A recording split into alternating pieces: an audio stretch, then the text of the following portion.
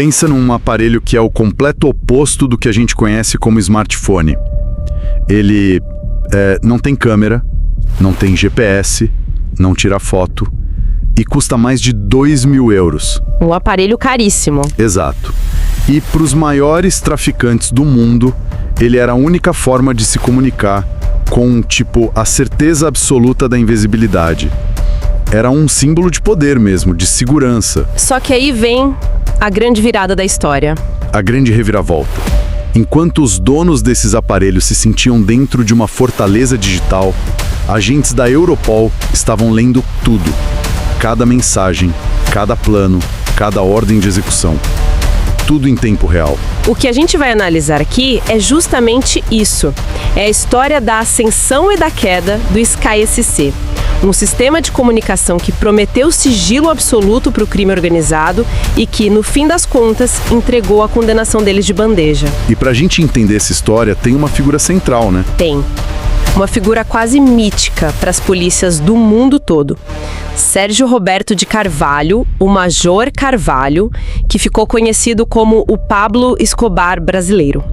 A nossa missão aqui é dissecar essa tecnologia, sabe?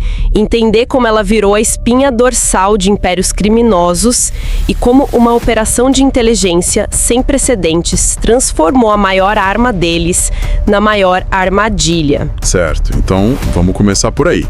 Para entender a dimensão disso, a gente precisa primeiro desmontar a ferramenta. O que era exatamente o SkySC? Porque não era só um aplicativo, né? Não era algo que se baixava na loja de aplicativos. De forma alguma. Era um ecossistema completamente fechado, quase uma seita tecnológica. A primeira barreira já era física. A empresa, por trás do SkySC, comprava celulares comuns, tipo iPhones, Google Pixels. Aparelhos normais do dia a dia. Isso, aparelhos normais. E aí eles submetiam esses celulares a uma verdadeira cirurgia. Eles abriam o aparelho e removiam fisicamente os componentes que poderiam ser usados para vigilância. Peraí, como assim removiam fisicamente? Eles, arrancavam as peças de dentro do celular? Exatamente isso. O módulo de GPS era extraído, a câmera era retirada, o microfone era desativado direto no hardware. O objetivo era criar um aparelho que, por sua própria construção física, fosse incapaz de rastrear sua localização ou capturar áudio e vídeo do ambiente. Nossa. Era o primeiro nível de segurança, uma barreira bruta, sabe? Eles criavam um aparelho cego, surdo e mudo para o mundo exterior. Só tinham uma janela de comunicação. E essa janela era o software. Entendi a parte do hardware, que já é extrema por si só, mas e o sistema? Porque não adiantaria nada ter um celular à prova de tudo se o aplicativo em si fosse vulnerável. Perfeito. Depois da cirurgia no hardware, vinha a lobotomia do software. Eles instalavam uma versão customizada do Android, toda travada. O celular virava um dispositivo de função única. Ele só fazia uma coisa. Só rodava o aplicativo de chat do SkySC.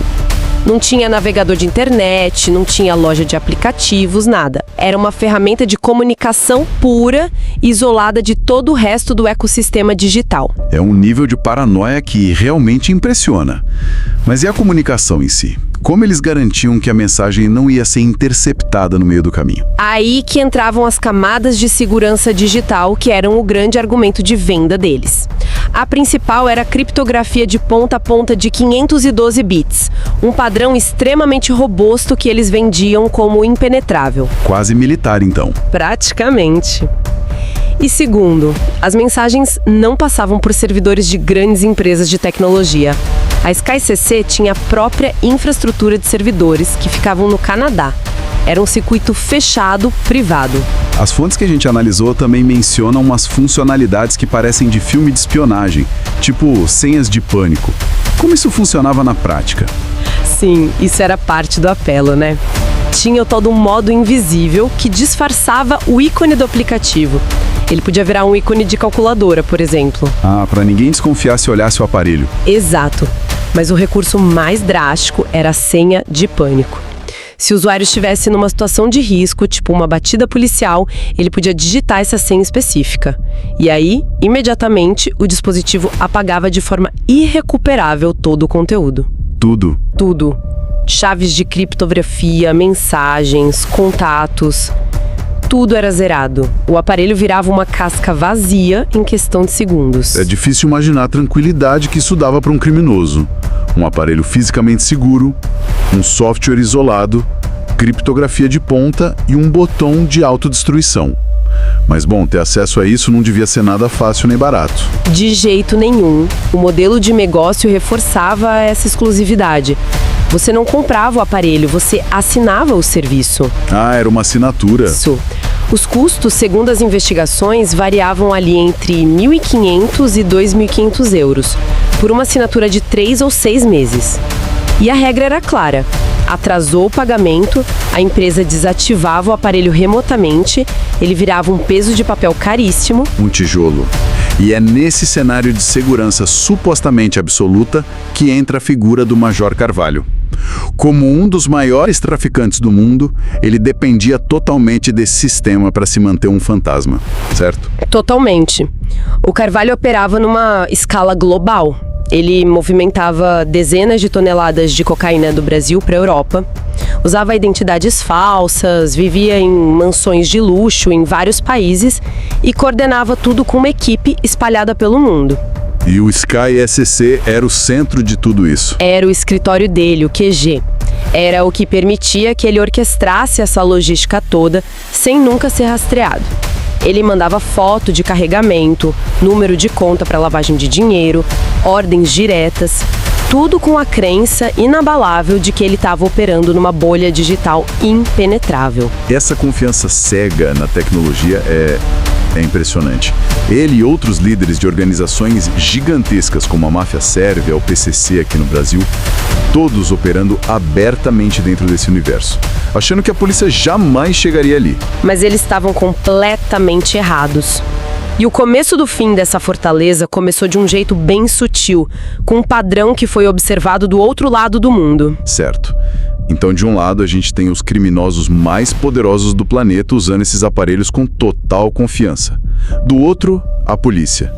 O que eles fazem quando toda investigação esbarra nesses celulares que são basicamente cofres digitais? Olha, essa era a frustração diária das unidades de combate ao crime organizado, especialmente na Bélgica.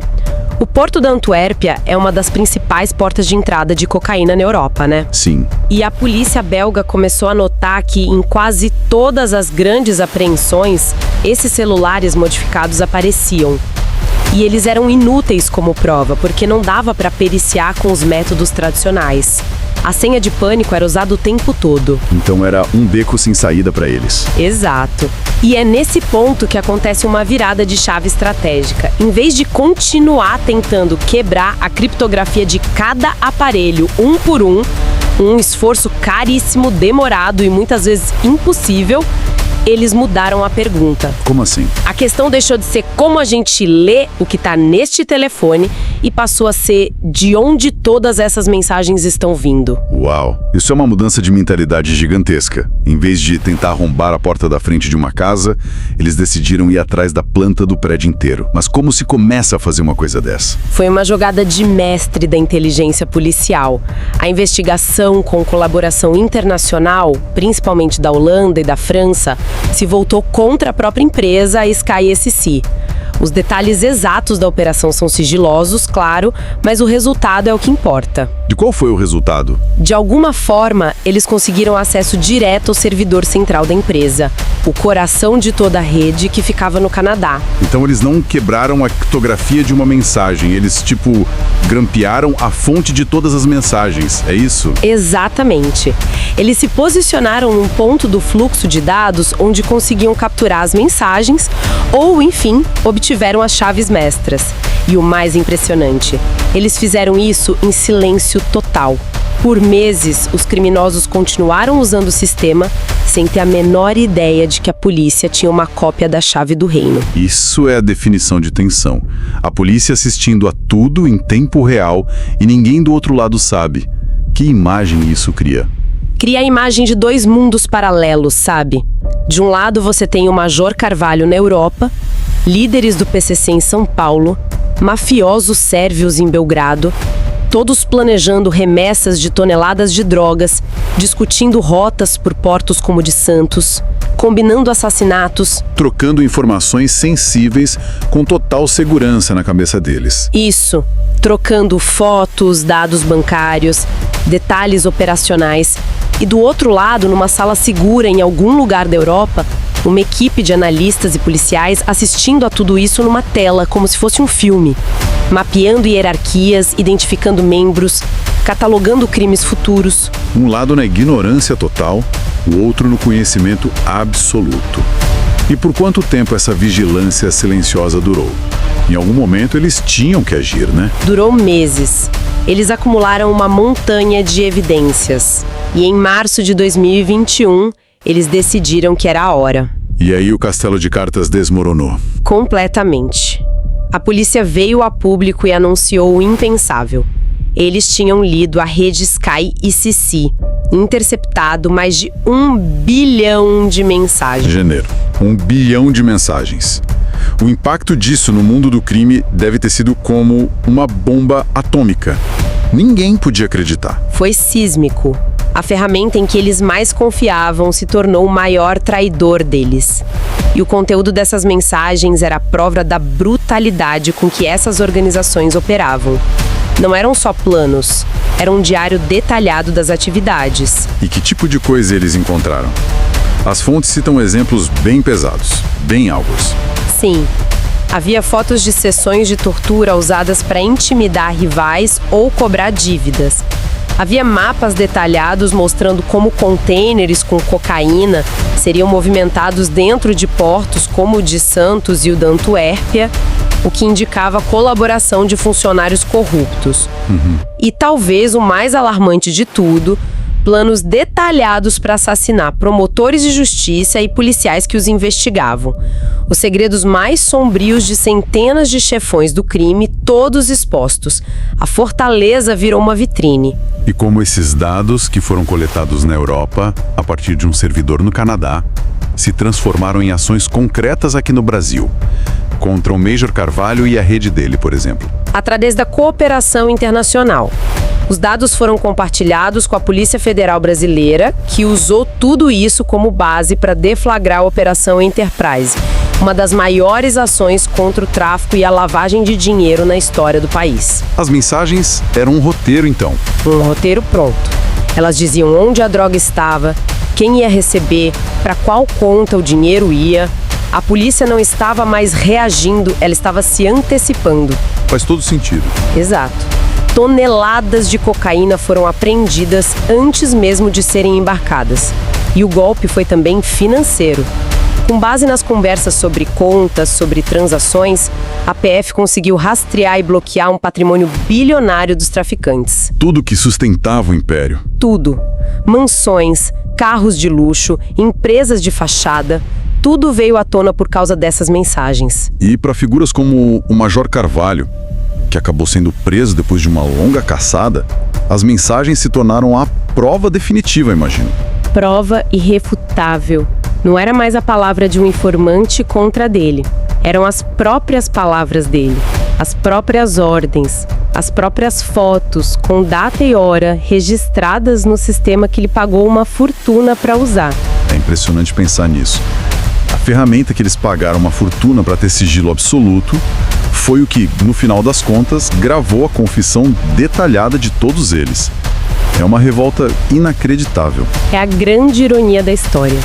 O escudo se tornou a espada usada contra eles.